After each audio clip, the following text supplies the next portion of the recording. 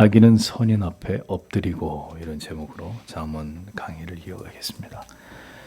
18절을 보면 단순한 자들은 어리석음을 소유했다. 그러나 슬기로운 자들은 지식으로 관을 쓴다. 이렇게 기록이 되어 있습니다. 어리석음이라고 번역된 원문의 의미는 지난주에도 살펴본 바와 같이 여기서도 모든 가르침에 대해서 활짝 열려있는 그 마음이 열려있는 자를 의미하는 것입니다.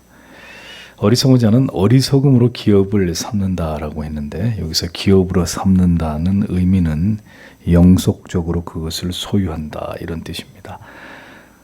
그것에 붙들리고 계속해서 지배를 당하게 되고, 그것 때문에 참 진리 앞으로 나아갈 수가 없는 이런 상황이다라는 것이죠.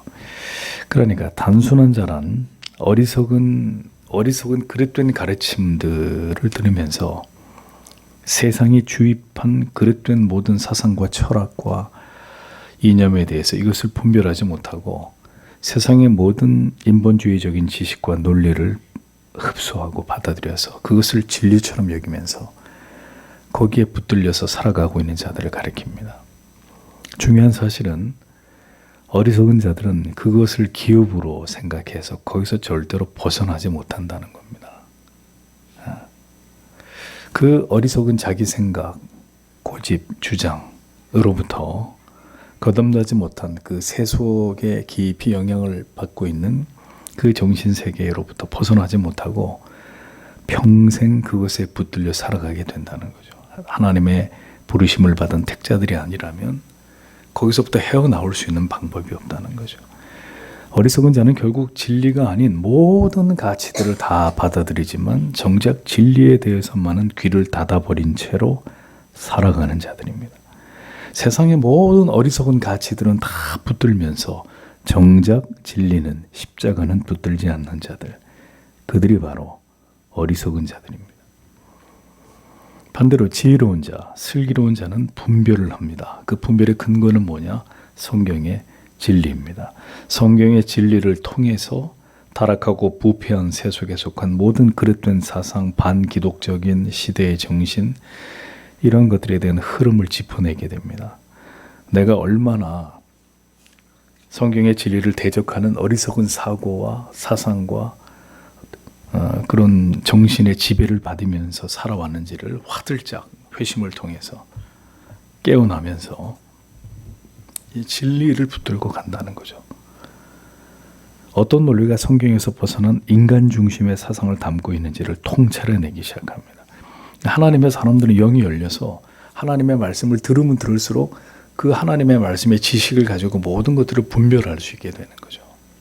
뭐가 정말 옳은 것인지 바른 것인지, 하나님이 뭘 말씀하신 것인지, 신앙이라는 것이 뭘 추구해야 되는 것인지. 그런 지식이 없는 사람들은 예수를 믿어도 기복주의로 가는 거예요. 아니면 신비주의로 가든지. 슬기로운 자는 하나님을 아는 지식을, 성경의 진리의 가치를 면류관으로 삼습니다. 가장 보배로운 가치로 여깁니다. 하나님의 말씀을 통해서 하나님의 뜻을 통찰하고 분별하며 언제나 하나님의 백성으로서의, 성도로서의 그 영예로움과 그 영적인 고결함을 지켜냅니다. 오직 하나님을 아는 지식만이 진정한 가치라는 것을 깨달은 자, 그 사람이 슬기로운 사람이라는 거예요. 돈도 명예도 성공도 권력도 아니고 오직 영혼을 빛나게 하는 생명의 지식과 지혜를 얻기를 사모하는 일, 그것만이 가장 고결한 가치가 됨을 아는 그 사람이 참으로 하나님 앞에서 슬기로운 자다라고 잠언은 우리에게 말씀합니다. 물질로도 우리의 외모나 학벌이나 우리가 가진 어떤 것으로도 여러분 우리의 존재를 고결하게 할 수 없습니다. 오직 하나님의 말씀을 통한 거룩한 지식과 지혜를 소유하는 것만이 우리의 영원한 면류관이 된다라는 거죠. 우리는 이 보이지 않는 그러나 영원한 면류관을 바라보고 앞으로 나아가는 하나님의 사람들이다라는 것을 잊어서는 안 됩니다. 사도 바울은 빌립보서 3장 7절에서 8절에서 그러나 무엇이든지 내게 유익하던 것을 내가 그리스도를 위하여 다 해로 여길 뿐더러 또한 모든 것을 해로 여김은 내 주 예수 그리스도 예수를 아는 지식이 가장 고상함을 인함이라. 내가 그를 위하여 모든 것을 잃어버리고 배설물로 여김은 그리스도를 얻고 그 안에서 발견되려 함이니 내가 가진 의는 율법에서 난 것이 아니요 오직 그리스도를 믿음으로 말미암은 것이니 곧 믿음으로 하나님께로서 난 의라라고 기록을 하고 있습니다. 바울은 그리스도를 아는 지식과 그리스도를 믿음으로 말미암은 의, 이것이 가장 귀하고 고상한 것이라고 고백합니다. 그래서 그리스도 때문에 그 나머지의 모든 것을 다 잃어버렸다. 일부러 그 모든 것들을 다 놔버렸다. 그리고 그 모든 것들의 가치를 배설물처럼 여겼다.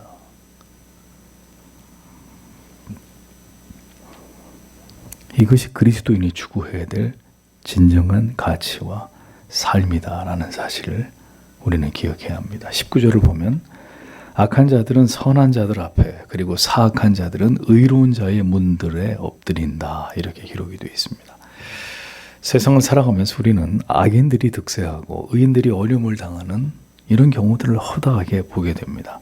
악인들은 승승장구하지만 도리어 하나님을 경외하는 선한 사람들은 늘 어려움을 겪게 되고 시련과 고난이 끊이지 않는 이런 모습들을 보게 되는 경우들이 많이 있습니다. 왜 그럴까요? 악인들의 인생에 대해서는 하나님이 뜻하신 바가 없습니다. 그래서 그들의 인생 가운데 관여하시지 않습니다. 사기를 쳐서 돈을 많이 벌든 뭐 어떻게 되든 악인들의 인생에 대해서는 하나님이 뜻하신 바가 없습니다. 그러나 의인들, 그들의 인생에 대해서는 하나님이 뜻하시고 계획하신 바가 있습니다. 이것은 절대로 변개되거나 포기되지 않는 하나님의 계획입니다. 그래서 예수를 믿어 하나님의 자녀가 된 의인들의 삶은 이 땅에서 형통하지만은 않는다라는 거죠. 고난과 시련과 실패와 질병과 고독과 배신 등 이런 것들을 겪게 됩니다. 모욕을 당하기도 하고 수치와 멸시를 당하는 일들까지 일어납니다. 여러 가지 예수 믿으면서 세상에서 불이익을 당하고 억울한 일들을 겪게 됩니다. 왜 그럴까요? 이 모든 일들을 통해서 그들은 진정으로 하나님을 경외하고 사랑하고 절대적으로 하나님만을 신뢰하는 신자가 되어져 가야 하기 때문입니다. 그 모든 과정 속에서 그가 오직 믿음으로 살아가는 그 모습을 통해서 또한 그들은 하나님께 영광을 돌려야 되는 존재의 의미와 목적이 있는 자들이기 때문입니다. 그렇기 때문에 이러한 하나님의 뜻과 목적이 존재하지 않는 악인의 삶은 형통과 번영을 이 땅에서 누리는데 의인의 삶은 언제나 괴로움과 고통과 시련을 피할 수가 없게 됩니다. 왜? 다듬어져야 되기 때문에. 깎이고 다듬어지고 그래서 점점 더 그리스도를 닮아가야 되는 부동의 목적이 있기 때문에 이 모든 일들을 통해서 하나님이 목적하신 바가 우리 개개인의 인생 속에서 반드시 이루어져야 되기 때문입니다. 근데 그것이 환난과 핍박을 당하지 않고도 잘 우리의 의지에 의해서 우리의 노력에 의해서 되어지면은 감사한 일이겠지만 우리는 전적으로 타락하고 부패한 자들입니다. 그게 우리의 자발적 의지와 노력만으로는 절대로 이루어지지 않는단 말입니다. 우리는 우리 자신을 부인하며 부단히 내 자신을 죽여야 하고 그렇게 함으로써 하나님의 뜻을 이루어가야 합니다. 우리를 통해서 오직 그리스도만이 존귀케 되시기 위해서 우리는 평생 우리 자신을 지우면서 겸손한 마음과 영혼을 갖기를 힘써야 되는 자들입니다. 그래서 하나님을 알지 못하는 자들처럼 그저 여유롭고 편안하게 하고 싶은 대로 세상에서 그렇게 한가롭게 살 수 없는 사람들입니다. 할 일 없는 백수야 뭐 낮에 잠을 자든 밤새도록 게임을 하든 뭔 상관이 밥을 한 끼를 먹든 두 끼를 먹든 뭐 다섯 끼를 먹든 뭔 상관이 있겠습니까? 할 일 없는 백수는. 그런데 열심히 치열하게 살아야 되는 사람은 밤을 하얗게 새우면서도 일을 해야 되고 치열하게 그 목표를 이루기 위해서 살아야 되지 않습니까? 그래서 하나님을 알지 못하는 사람처럼 신자는 이 세상에 산보 나온 사람들처럼 살 수 없는 것입니다. 늘 치열한 영적 전쟁터 같은 삶을 살아갈 수밖에 없는 겁니다. 그러나 기억하십시오. 우리의 궁극의 날은 우리가 이 세상에서 살아온 수고와 슬픔 부린 날들과 분명히 다를 것입니다. 결국 악인은 선인 앞에 엎드려지게 될 것이고 불의한 자는 의인의 문에 엎드린다고 성경은 그 종국의 결말에 대해서 말씀하고 있습니다. 공의의 하나님이 그렇게 되어지도록 심판하시고 그 일을 이루실 것이라는 것입니다. 그러므로 성도는 인생이 구원과 성화의 전 과정이 펼쳐지는 여정으로 당연히 수고와 슬픔이 따르고 많은 고난 속에서 우리가 하나님을 절대적으로 신뢰하는 것을 배우고 이 세상이 우리의 기업이 아니라 돌아갈 하나님의 나라가 우리가 받은 영원한 기업이라는 것을 기억하면서 그것을 바라고 소망함으로 하나님 앞에서의 인생을 살아내는 자들이 되어야 된다라는 것을 잊어서는 안 됩니다. 믿음을 지키면서 하나님을 의지하면서 그렇게 좁은 문, 좁은 길로 향한 성도의 삶이었기에 결국 모든 악인들은 의인들이 받는 영광 앞에서 그들은 영벌에 엎어질 것이고 불의한 자는 의인의 문 앞에서 엎드려지게 되는 영원한 패배와 수치와 치욕을 당하게 된다고 성경은 말씀하고 있는 것입니다. 성도 여러분 잊지 마십시오. 기독교의 신앙은 언제나 가장 마지막을 바라고 소망하는 믿음입니다. 그 마지막에 가장 빛나기 위해서 그 과정은 슬프고 괴롭고 어둡고 고통스럽고 절망이 깊은 계곡을 내려가야 하고 가시밭길을 지나가야 되는 이런 과정들이 우리에게 반드시 이 땅에서는 지불된다는 것입니다. 우리가 보응하고 심판하는 게 아니라 하나님이 보응하시고 심판하시고 신원하신다는 것을 굳게 믿고 바라고 소망하고 인내하면서 걸어가야 되는 길이 이 땅에서 그리스도인의 삶이다. 우리는 이 진리를 절대로 잊지 말아야 될 것입니다. 20절을 보겠습니다. 또한 가난한 자는 그의 이웃에게 미움을 받는다. 그러나 부한 자를 사랑하는 자는 많다. 이렇게 기록이 되어 있습니다. 이 자문의 말씀은 진리를 말하고자 함이 아니라 현실적으로 일반적으로 보편적으로 인간들이 살아가는 모습을 설명하고 있는 말씀입니다. 그러니까 세상에서 일어나는 모든 인간관계의 통상적인 면을 관찰해서 우리에게 알려주고 있는 말씀입니다. 가난한 자, 궁핍한 자는 그의 의도와 상관없이 이웃에게 늘 미움을 받게 된다. 이렇게 말씀합니다. 사람들이 왜 가난한 자를 미워할까요? 가난한 자들에게는 아무것도 기대할 것이 없고 나에게 아무런 유익이 되지 않는다고 여기기 때문입니다. 가난한 자들은 언제나 다오다오한단 말이죠. 도움을 필요로 하기 때문에 그래서 사람들은 가난한 자들을 기피하고 무시하고 업신여긴단 말입니다. 이것이 세상에서 일어나는 보편적인 일이다라는 것입니다. 자, 그러면 성경은 왜 이런 말씀을 하고 있는 것일까요? 어떤 이유로든 궁핍하고 가난한 것은 사람을 비참하게 만들고 구차하게 하고 까닭 없이 사람들에게 미움을, 멸시를, 무시를 당하게 하므로 그리스도인들은 언제나 궁핍하고 어렵고 소외된 힘든 자들을 구제하고 그들을 그리스도의 사랑으로 대하고 가난에서 벗어날 수 있도록 돕는 자들이 되어야 된다는 것을 교훈하고 있는 것입니다. 우리는 모든 고통당하는 자들, 소외된 자들, 인생을 매우 힘들고 어렵게 살아가고 있는 자들에 대해서 그들을 긍휼히 여기는 마음과 사랑의 마음을 가져야 합니다.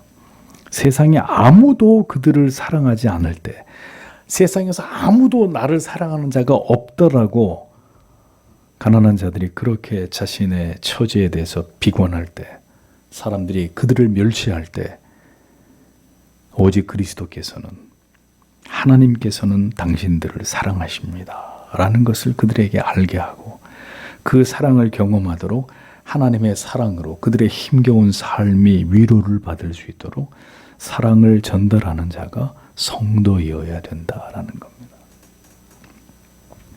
반면 부요한 자들은 친구가 많습니다.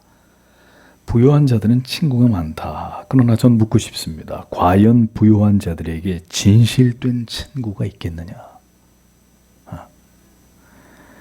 부자는 진실한 벗을 만나기가 쉽지 않습니다. 친구가 아니라 모두 내가 가진 재산과 지위만을 이용하려고 나에게 접근하는 자들이 대부분일 것이기 때문입니다. 그러니까 어떤 의미에서는 가난한 사람도 고독하지만 부자도 고독할 수 있어요. 그 영혼이 심히 공허할 수 있습니다.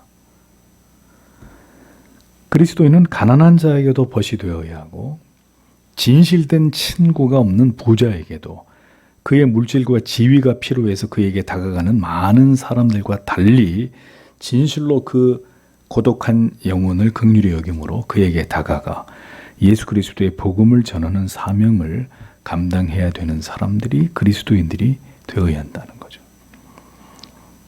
세상 사람들처럼 가난과 부가 멀리하거나 혹은 가까이 하려고 하는 이런 동기가 되어서는 안 되고 하나님의 관점에서 모두 다 복음이 필요한 자들로 그렇게 여겨서 그들에게 하나님의 말씀을 전할 수 있는 그리스도의 참사랑과 은혜를 전달해 줄 수 있는 그것이 신자의 사명이 되어야 한다는 것입니다.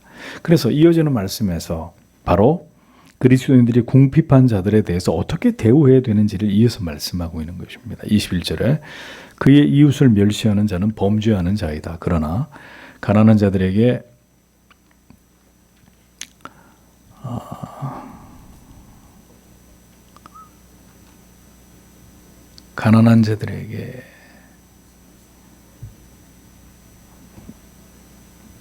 이게 오타가 나는데 정확히 무슨 단어인지 모르겠네. 가난한 자들에게 뭘 베푸는 자는 그의 복들이 있다.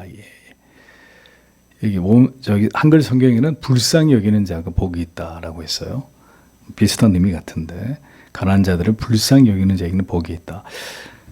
일반적인 사회의 인간관계를 직설하고 있는 20절과 달리 이제 그 다음 절 21절에는 그럼 가난한 자들에 대해서 그리스도인들은 어떤 자세를 취해야 되느냐?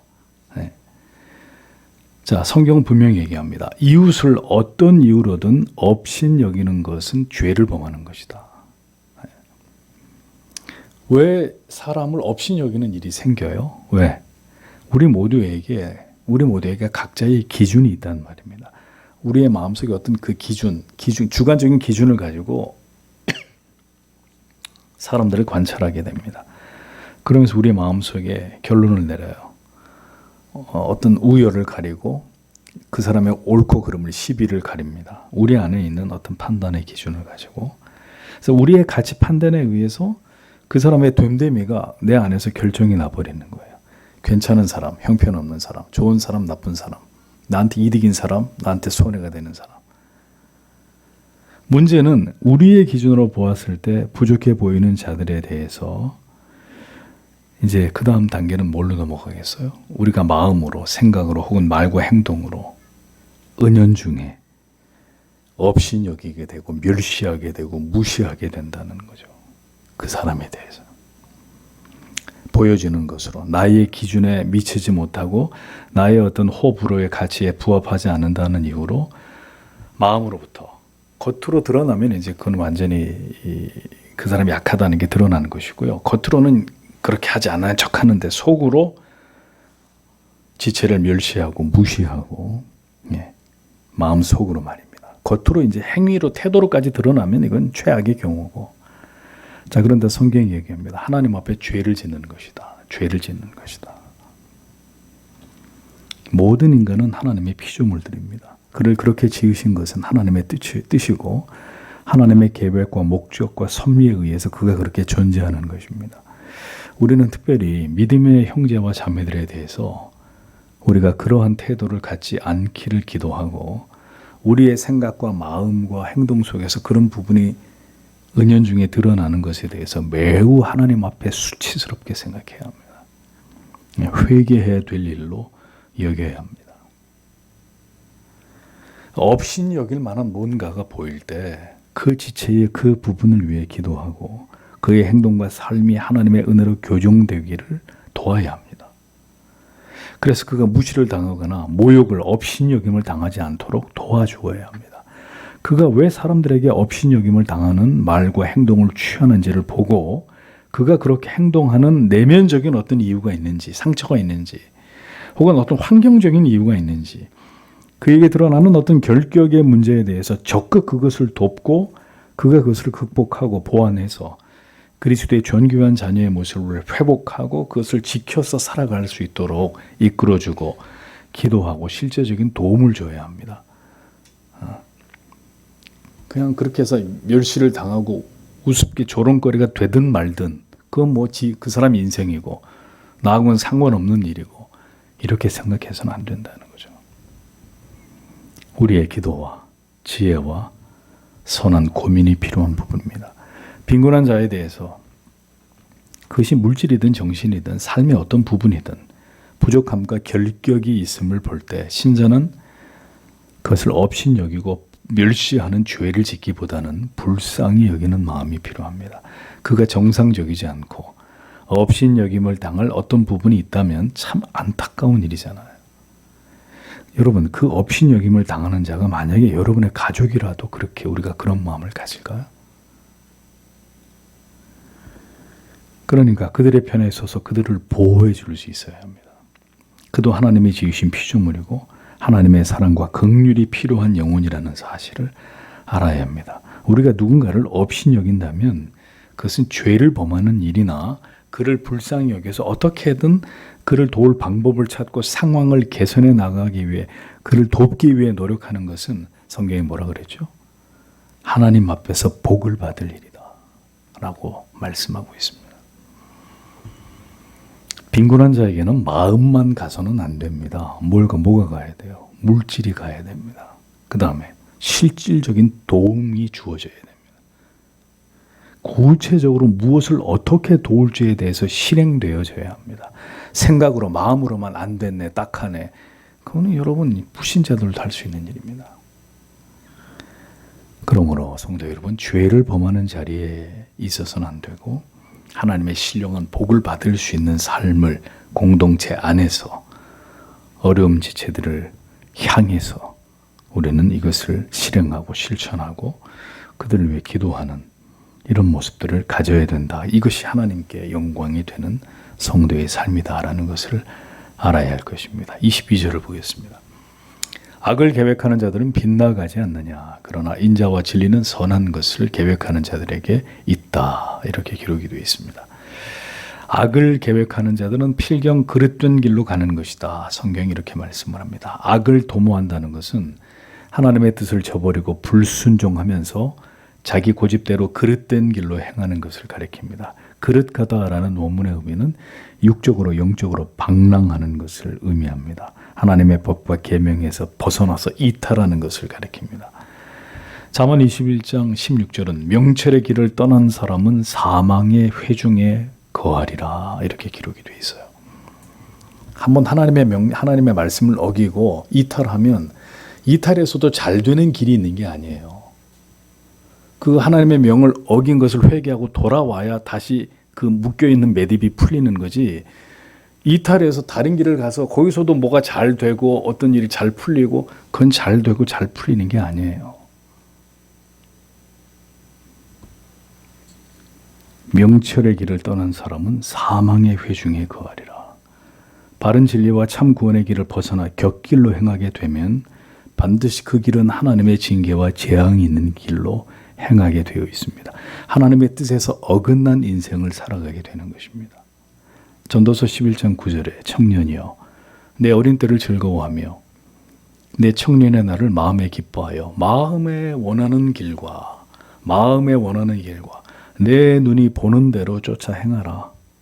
그러나 하나님이 이 모든 일로 인하여 너를 심판하실 줄 알라라고 기록되어 있습니다. 자기의 생각과 판단만 믿고 나아갔던 길이 악을 도모하는 하나님의 뜻에서 어긋난 길이었다면 그 길 끝에서 반드시 하나님의 심판이 그를 기다리고 있다는 것을 기억해야 합니다. 하나님 앞에서 모든 악한 계획은 그 결말이 결국 그릇된 길로 귀착되고 그 모든 대가를 치르게 되어 있습니다. 그러나 반대로 선을 도모하게 되면 그에게는 인자와 진리가 함께할 것이다 라고 말씀하고 있습니다. 바른 진리를 따라서 하나님의 기뻐하시는 신앙의 참된 길로 하나님의 섭리를 쫓아 그 길로 행하면서 하나님이 보시기에 합당한 선을 추구하는 삶을 살아가는 자에게는 하나님의 인자와 그리고 참된 구원으로 인도하는 참 진리가 그와 함께할 것이다 라고 말씀하고 있습니다.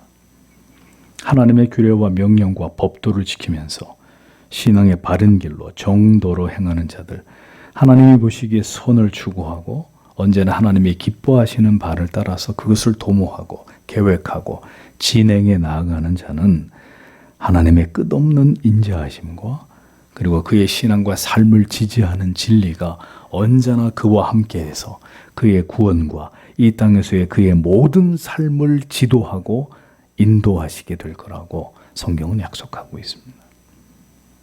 그러므로 성도 여러분, 우리는 언제나 내 마음에서 들려오는 소리를 들어서는 안 되고 성경이 우리에게 말씀하는 소리를 들어야 합니다. 바른 진리를, 바른 교리를, 선한 것을 도모하는 자들이 되어야 합니다. 흘러 떠내려가지 않기를 주의하면서 하나님의 인자하심과 진리 안에 거하기를 힘쓰는 자들이 되어야 합니다. 사람들은 지금도 모두 어떤 일들을 도모하면서 살아갑니다. 자기 자신이 옳다고 믿는 어떤 것들을 붙들고 그 길로 부지런히 걸어갑니다. 악을 도모하든지 오늘도 선을 도모하든지 뭔가를 도모하면서 존재합니다. 모든 사람들은. 그런데 그 모든 결과는 하나님이 주관하신다는 거예요. 그래서 우리는 생각해야 합니다. 오늘도 우리가 무엇을 계획하고 어떤 인생의 목표를 삼아 하나님 앞에서 내가 그것을 향해서 나아가고 있는지를 생각해야 합니다. 우리의 모든 도모가 하나님이 보시기에 선하고 바른 것인지 아니면 우리가 생각할 때만 바르고 옳을 뿐 하나님이 보실 땐 그릇된 길인지를 언제나 면밀히 분별해야 될 필요가 있습니다. 우리가 가는 길이 옳은 길일 때 하나님은 반드시 인자와 그리고 진리 가운데로 우리를 인도해 주실 것입니다.